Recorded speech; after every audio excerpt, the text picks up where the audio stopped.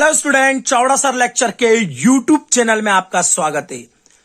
तो जैसा कि आप जानते हैं प्री बोर्ड परीक्षा शुरू हो चुकी है और हिंदी का पहला पेपर था। हिंदी अंग्रेजी सारे ही पेपर दो दो तीन दिन के ग्रुप में आप लोगों को स्कूल से मिल रहे हैं। तो ओपन बुक के इन पेपरों को हम हमारे यूट्यूब चैनल के माध्यम से संपूर्ण हल देने वाले हैं। तो हम हिंदी के इस पेपर में आप लोगों को पूरा सहयोग करेंगे, ऐसे सभी विषय के लिए करेंगे। तो अगर आपको अभी तक भी चैनल को सब्सक्राइब नहीं किया है तो चैनल को सब्सक्राइब जरूर सबसे पहले कर लें, क्योंकि सब्सक्राइब करोगे तो 6 विषय के वीडियो के नोटिफिकेशन आपके पास आ जाएंगे। तो इसलिए आप फटाफट सबसे पहले सब्सक्राइब कर लीजिए, बिना देर करे। सब्सक्राइब करने के बाद बेल आइकन को जरूर क्लिक कर दीजिएगा ऑल पे, जिससे आपके पास सभी तरह के नोटिफिकेशन हमारे आने लग जाए। तो आइए शुरुआत करते हैं प्री बोर्ड परीक्षा 2021-22 कक्षा 10वीं विषय हिंदी के हल की। तो पहला ऑब्जेक्टिव है भक्ति की सीमा, समय सीमा क्या है? तो वो है 1375 संवत से 1700 तक। रामचरितमानस की भाषा अवधि, रौद्ररस का स्थायी भाव क्रोध, नेताजी की मूर्ति लगवाई गई थी नगरपालिका के द्वारा, चिकित्सालय का समास विग्रह होगा चिकित्सा का आलय, और सांप निकलने पर डर कर भागे भोलेनाथ आकर छिपे। सांप निकलने पर डरकर भागे भोलेनाथ आकर छिपे मैया के आंचल में। तो ये 6 ऑब्जेक्टिव आपके पहले हमारी स्क्रीन पर, आप इनको नोट कीजिए। इसके बाद हम प्रश्न नंबर 2 रिक्त स्थान देंगे। मेरा विशेष निवेदन है, आप लोग चैनल को सब्सक्राइब जरूर कर लें, बेल आइकन को क्लिक जरूर कर लें, क्योंकि हम पूरे सारे प्रश्न इस वीडियो के अंदर आप लोगों को बताने वाले हैं। तो आइए आगे देखते हैं।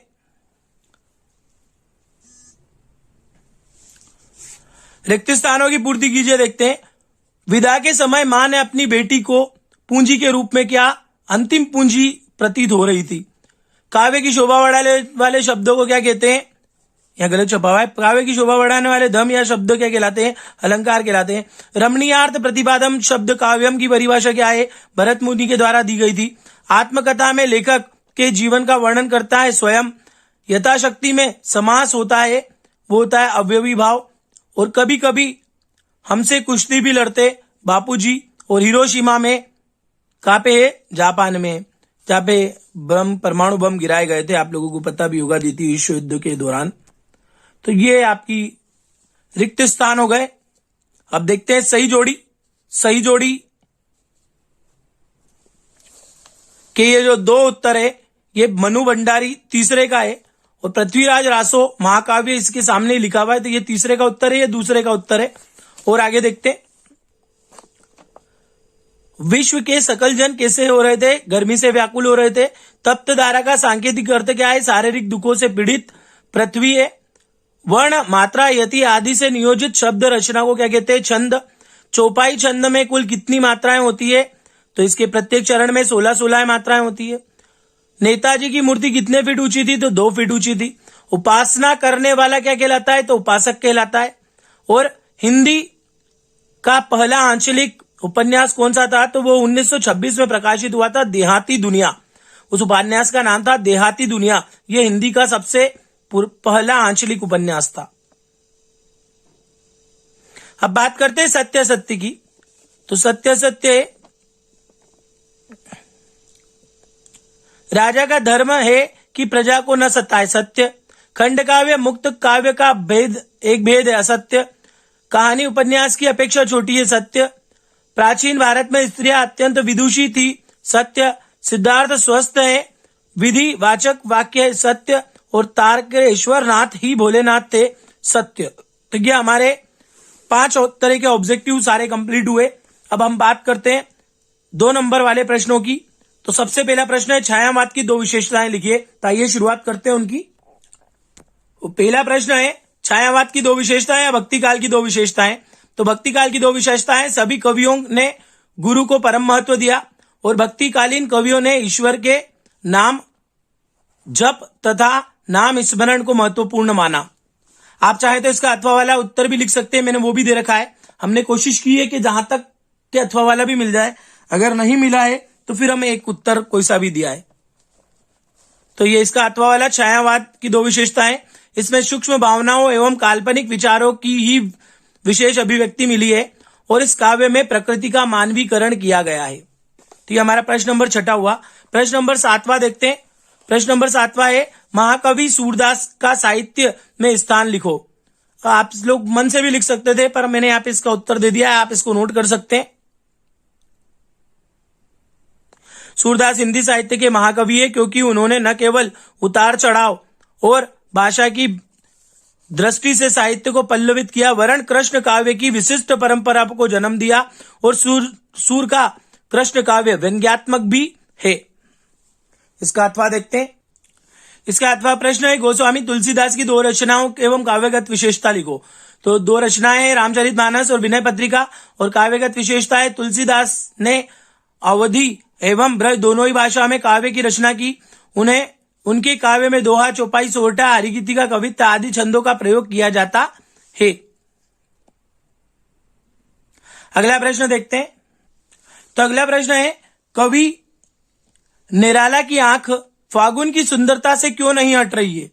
तो फागुन का मौसम तथा दृश्य अत्यंत मनमोहक होता है। चारों तरफ का दृश्य अत्यंत स्वच्छ तथा हरा भरा दिखाई देता है। पेड़ों पर कहीं हरी तो कहीं लाल पत्तियां होती है। फूलों की मंद मंद खुशबू हृदय को मंत्रमुग्ध कर लेती है। इसलिए कवि की आंख फागुन की सुंदरता से हट नहीं रही है।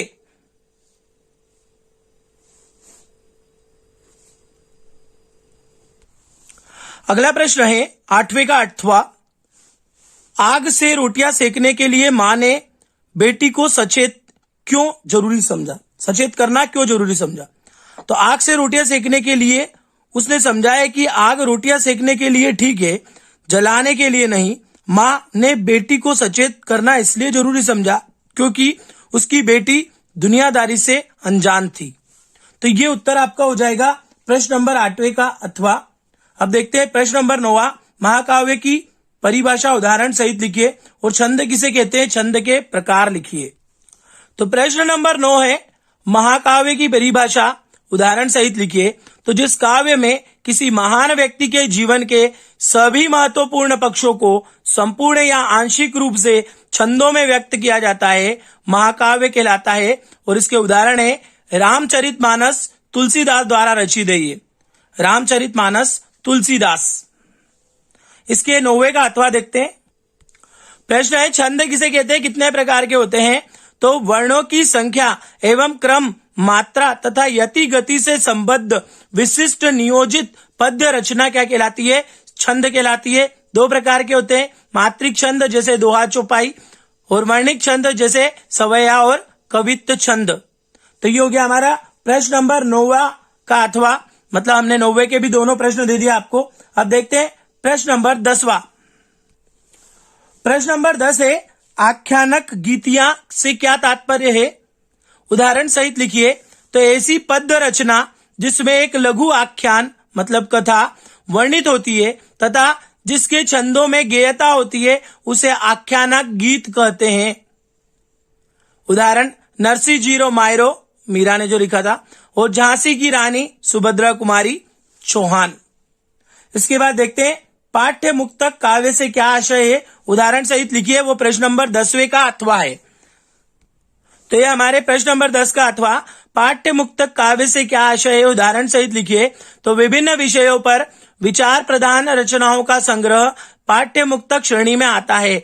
इनमें भावों की अपेक्षा विचारों का प्राधान्य होता है। उदाहरण कबीर, तुलसी तथा रहीम के नीति संबंधित दोहे तथा बिहारी एवं मती राम के श्रृंगार परक दोहे पाठ्य मुक्तक के उदाहरण है। मुक्तक काव्य का सर्वोत्तम उदाहरण बिहारी की सतसई भी है। तो ये हो गया हमारे प्रश्न नंबर 10 के दोनों प्रश्न। अब देखते हैं कोई 2 उपन्यासकारों के नाम और उनके लेखकों के नाम। प्रश्न नंबर 11 में जो प्रश्न पूछे दोनों अथवा सहित मैंने एक साथ दिए हैं। कोई 2 उपन्यास के नाम तथा उनके लेखकों के नाम लिखिए। तो 2 उपन्यास है मृगनयनी वृंदावन लाल वर्मा और मुर्दों का टीला राघे राघव। और किन्हीं 2 कहानीकारों के नाम एवं उनकी 2 कहानियों के नाम। तो रामचंद्र शुक्ल 11 वर्ष का समय और चंद्रधर शर्मा गुलेरी उसने कहा था। तो ये प्रश्न नंबर 11 के दोनों प्रश्न हो गए। आप चाहें तो कोई सा भी एक लिखे क्योंकि अथवा में ये पेपर में।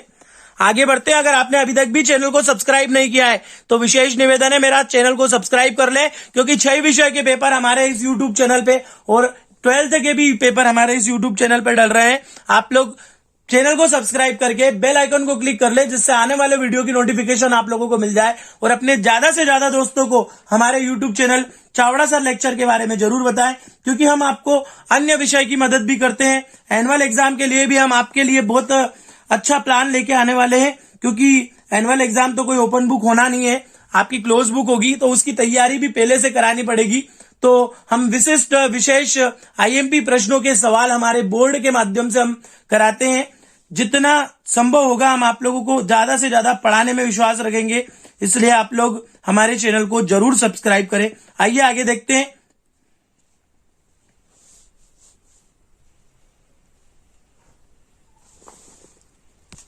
अगला प्रश्न है, रामवृक्ष बेनीपुरी के साहित्य की प्रमुख विशेषताएं, या ये कह सकते हैं कि उनके लेखन की विशेषताएं। तो रामवृक्ष बेनीपुरी जीवांत भाषा, ओज शैली और अलंकारिकता के कारण पाठकों को विशेष रूप से प्रभावित करते हैं। शैली की विशिष्टता के कारण ही उनके कलम का जादूगर कहा जाता है। बेनीपुरी जी भाषा में सरलता, सुबोधता तथा ओज गुण की प्रधानता है। उनकी भाषा की खास विशेषता है कि छोटे छोटे वाक्यों में शब्दों का सटीक प्रयोग, और उनकी भाषा में संस्कृत के तत्सम शब्दों के साथ साथ उर्दू, फारसी और देशज भाषा का भी प्रयोग किया गया है। तो ये आपका हो गया प्रश्न नंबर हमारा 12वां। और प्रश्न नंबर 12 में जो अथवा में प्रश्न है वो है मनु भंडारी के साहित्यिक परिचय।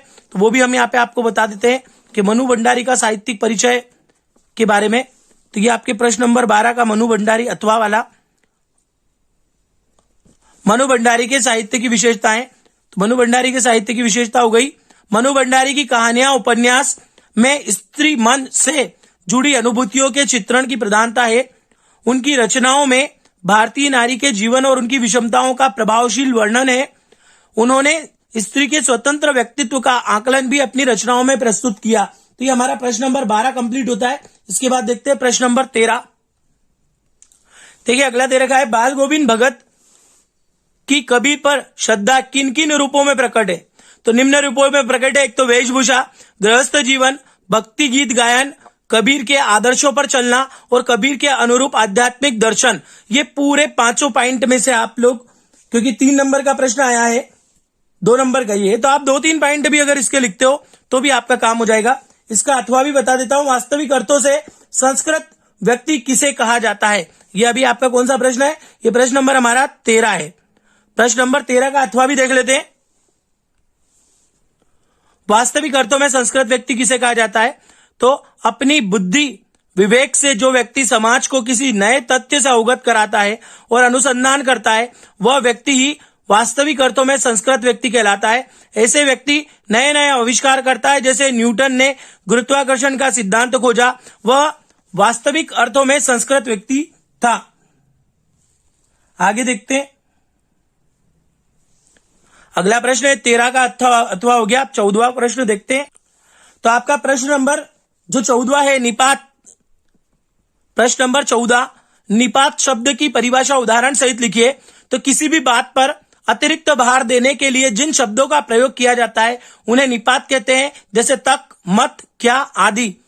उदाहरण, तुम्हें आज रात रुकना ही पड़ेगा, तुमने तो हद कर दी, ये सब क्या है, निपात है। इसके अथवा में समास की परिभाषा उदाहरण सहित दीजिए, वो भी देख लेते हैं। तो अगली परिभाषा है, समास की परिभाषा उदाहरण सहित लिखिए। तो समास जब परस्पर संबंध रखने वाले शब्दों को मिलाकर उनके बीच आई विभक्ति आदि का लोप करके उनसे एक पद बना दिया जाए, तब इस प्रक्रिया को समास कहते हैं। अथवा यह छोटी सी परिभाषा भी लिख सकते हैं कि 2 या 2 से अधिक शब्दों के योग को समास कहते हैं। उदाहरण, राजा का पुत्र, दैट मीन्स राजपुत्र। तो ये हो गया हमारा प्रश्न नंबर 14 अथवा सहित खत्म हो गया। अब देखते हैं 14 प्रश्न नंबर 15। प्रश्न नंबर 15, जॉर्ज पंचम की लाट की नाक को पुनः लगाने के लिए मूर्तिकार ने क्या क्या यत्न किए। तो जॉर्ज पंचम की लाट की नाक को पुनः लगाने के लिए मूर्तिकार ने अनेक प्रयत्न करे। सबसे पहला प्रयत्न करा उसने, सबसे पहले उस पत्थर को खोजने का प्रयास किया जिससे वह मूर्ति बनी थी।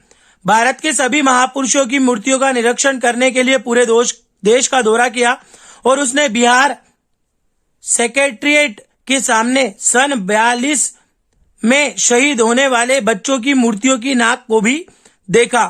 तो ये 3 बातें थी इसके लिए। इसका अथवा प्रश्न देखते हैं 15वें का अथवा।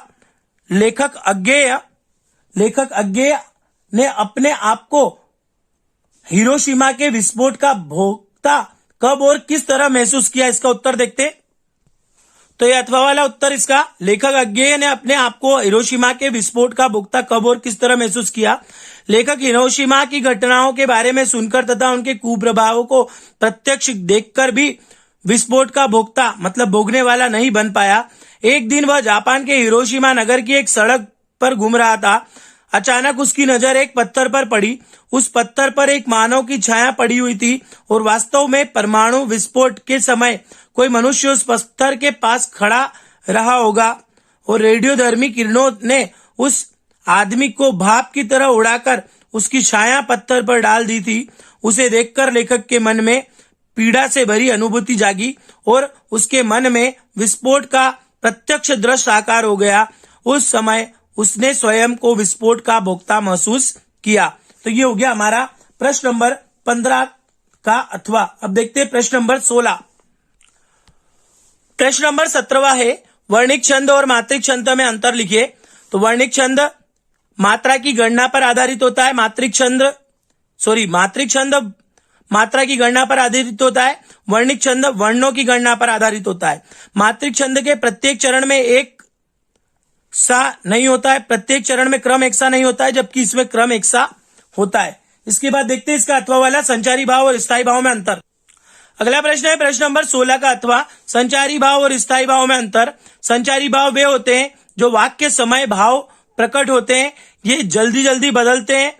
स्थायी भाव पूरे पैराग्राफ का निष्कर्ष भाव होता है। स्थायी भाव से रस का जन्म होता है।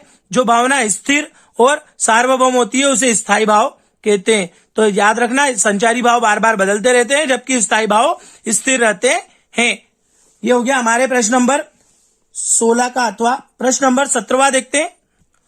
नेक्स्ट प्रश्न है क्वेश्चन नंबर हमारा 17वां।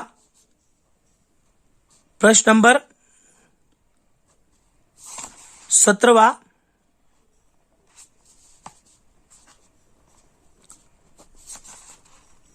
प्रश्न नंबर 17वां, विज्ञापन लेखन और सूचना लेखन में 3 अंतर। तो विज्ञापन लेखन सूचना लेखन में अंतर, पहला अंतर यहां पे दिया है। विज्ञापन लेखन में विज्ञापित वस्तुओं के विशिष्ट गुणों का उल्लेख किया जाता है। यहाँ पे सूचना लेखन में किसी विषय के बारे में लिखकर सूचित किया जाता है। इसके बाद के 2 अंतर, विज्ञापन उत्पादक एवं उपभोक्ता के मध्य संप्रेषण का माध्यम है और ये जो आपका सूचना लेखन है वो सूचनादाता तथा हितग्राही के मध्य संप्रेषण का माध्यम है। विज्ञापन लेखन में भाषा आकर्षक तथा लुभावनी होनी चाहिए, सूचना लेखन में भाषा आकर्षक और लुभावनी होना आवश्यक नहीं है। तो और इसी का अथवा जो है प्रश्न नंबर 17वें का अथवा प्रश्न है हमारा, मुहावरे और लोकोक्तियों में अंतर। तो ये भी हम इसी में देख लेते हैं। मुहावरे और लोकोक्तियों में अंतर, ये 3 अंतर हमने दे रखे हैं यहाँ पे आपकी स्क्रीन के सामने। लोकोक्तियां वाक्य के रूप में प्रयोग हो सकती है, मुहावरे स्वतंत्र रूप से प्रयुक्त नहीं होते। लोकोक्तियों के लिए एक तदरूप संदर्भ की आवश्यकता होती है, इसमें नहीं होती है। लोकोक्तियां काठ का उल्लू और मुहावरा आग बबूला। अगला प्रश्न है प्रश्न नंबर 18। देखिए जो प्रश्न नंबर 18 है अपढ़ित गद्यांश है, उसमें 3 प्रश्न दिए हैं। उचित शीर्षक, देश के प्रति समर्पण भाव कब जागृत होता है और इस गद्यांश का सारांश। तो ये तीनों प्रश्न 1, 2, 3 तीनों के उत्तर आपकी स्क्रीन के सामने, आप स्क्रीनशॉट ले सकते हैं या इनको आप नोट कर सकते हैं। इसके बाद आगे देखते हैं। देखिए इससे अथवा में है, पूर्व चलने के बटोही बाट की पहचान कर ले, पुस्तकों में है नहीं छापी गई इनकी कहानी, चाल इनका ज्ञात होता। ये वाला आपको दे रखा है, तो इसका भी उत्तर बता देता हूं मैं तीनों। इसके उत्तर तीनों ये रहे। उपयुक्त काव्यांश का शीर्षक, चलने से पूर्व बटोही को क्या करना चाहिए, पद की पहचान करनी चाहिए, ये पहले हमारी हिंदी में था ही सही। उपयुक्त काव्यांश का भावार्थ क्या करना चाहिए, तो ये भावार्थ भी यहाँ पे दे रखा है। आगे देखते हैं प्रश्न नंबर 19 पे। नेक्स्ट दे रखा है आपके विद्यालय में मनाए जाने वाले सांस्कृतिक समारोह पर एक अनुच्छेद लिखिए। ये प्रश्न नंबर 19 है। प्रश्न नंबर 19 का कोई ये उत्तर है। आप इसको मन से भी लिख सकते हो, अपने हिसाब से सेट कर सकते हैं। जब हमारे स्कूल में कार्यक्रम होते हैं तो उसकी कैसे कार्यक्रम होता है उसके बारे में लिखना है। आप अपने हिसाब से भी लिख सकते हो। यहाँ पे बसंत पंचमी का दिन दे रखा है, 9 बजे का टाइम दे रखा है और एक अच्छा सा सजा हुआ स्वागत द्वार बनाया है, एक बड़ा मंच बनाया है, 10 बजे मुख्य अतिथि आने वाले हैं और ये सारी बातें इसके अंदर लिखी हुई है। तो आपको इसको इस तरीके से पूरा अंतिम जहां आखिरी में पुरस्कार वितरण और अंत में मिठाई वितरण वगैरह पूरा आपको कंप्लीट करना है। इसके बाद इसी के अथवा में दिया है पुराने समय में स्त्री शिक्षा संबंधित बातों के बारे में अपनी दादी या नानी या माँ से हुई बातचीत का संवाद लिखिए। तो इसमें आप अपने मन से लिख सकते हैं। वैसे मैंने आपको ये वाला क्वेश्चन दे दिया, इसके अथवा में है वो वाला क्वेश्चन, तो वो इतना इंपॉर्टेंट नहीं है। मैं प्रश्न नंबर 20 की बात करता हूं। चलिए आपके नॉलेज के लिए मैं बता ही देता हूं। जो प्रश्न नंबर 19 में अथवा में है, पुराने समय में स्त्री शिक्षा संबंधित बातों को अपनी दादी नानी या माँ से हुई बातचीत में संवाद में लिखिए। तो ये गौरव नाम के लड़के का संवाद लिया है। यहाँ पे माँ और गौरव के बीच में क्या कहा बातचीत होती है उसके बारे में यहाँ पे बताया है। तो आप इसको देख सकते हैं, समझ सकते हैं इन बातों को। अगला देखते हैं और आगे प्रश्न नंबर 20 को। तो प्रश्न नंबर 20 में हमारा पद्यांश दे रखा है, उसकी संदर्भ प्रसंग व्याख्या करनी है। तो यहाँ पे मैं व्याख्या बता रहा हूं, आप नोट कर लीजिएगा। संदर्भ पाठ के नाम से पता चल जाएगा आपको। छाया मत छूना वाला पाठ जो है आपका किताब में से देख के आप उसकी सप्रसंग व्याख्या कर सकते हैं। उसका भावार्थ मैं यहाँ पे आपको बता देता हूं। ज्यादा बड़ा भावार्थ लिखने की जरूरत नहीं है, आप उसको जीवित कर देता है पे भी खत्म कर दोगे तो चल जाएगा।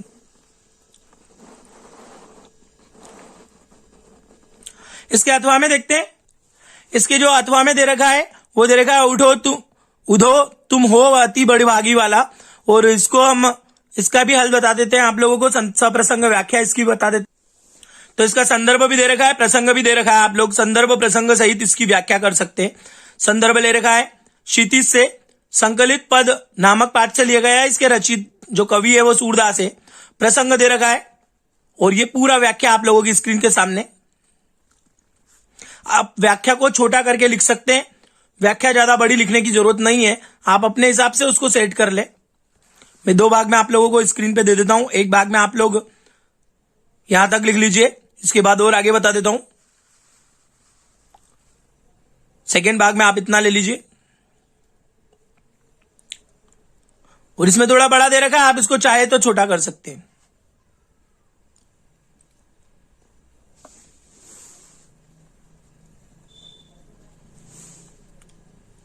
आगे बढ़ते हैं।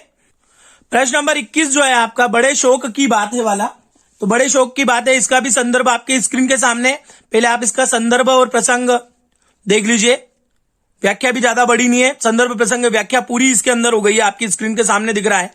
तो संदर्भ प्रसंग व्याख्या पूरी आप लोग चाहे तो स्क्रीनशॉट ले लें, चाहे इसको नोट कर लीजिए। आगे बढ़ते हैं। मूर्ति संगमरमर की थी, टोपी की नाक से कोट के दूसरे बटन तक कोई 2 फीट ऊंची थी। उसका देखते हैं। तो ये आपका अथवा वाला उसका प्रश्न नंबर 21 का अथवा, और प्रश्न नंबर 21 के अथवा का भी संदर्भ प्रसंग व्याख्या पूरी देख लीजिए आप एक साथ।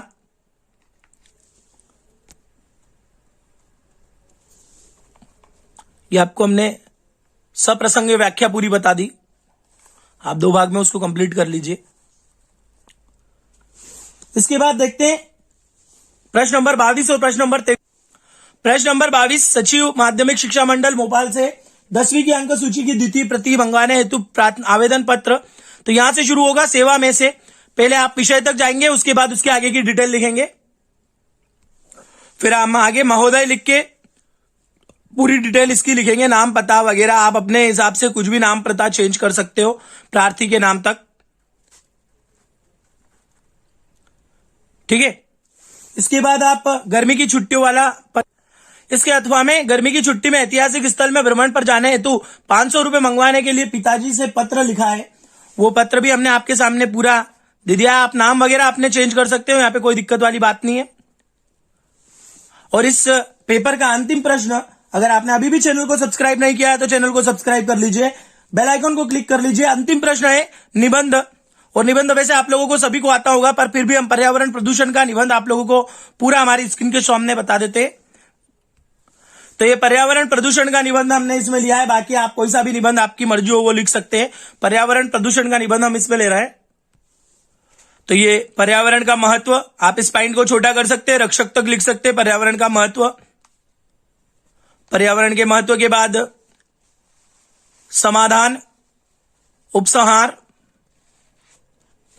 तो इसी के साथ आपका जो ये जो पेपर है हमारा प्री बोर्ड का, ये समाप्त होता है। अगर आप आगे के वीडियो भी हमारे देखना चाहते हैं तो चैनल को जरूर सब्सक्राइब करें, बेल आइकन को क्लिक करके रखें, जिससे आने वाले वीडियो की नोटिफिकेशन आप लोगों को मिल जाए। और विशेष निवेदन है, आप लोगों के दोस्तों को जरूर शेयर कीजिए। बहुत मेहनत लगती है एक वीडियो तैयार करने में। ज्यादा से ज्यादा व्यूअर होंगे तो हम ज्यादा जल्दी से जल्दी सारे पेपर आप लोगों तक अवेलेबल कराएंगे। अगले वीडियो का इंतजार कीजिए। तब तक के लिए धन्यवाद।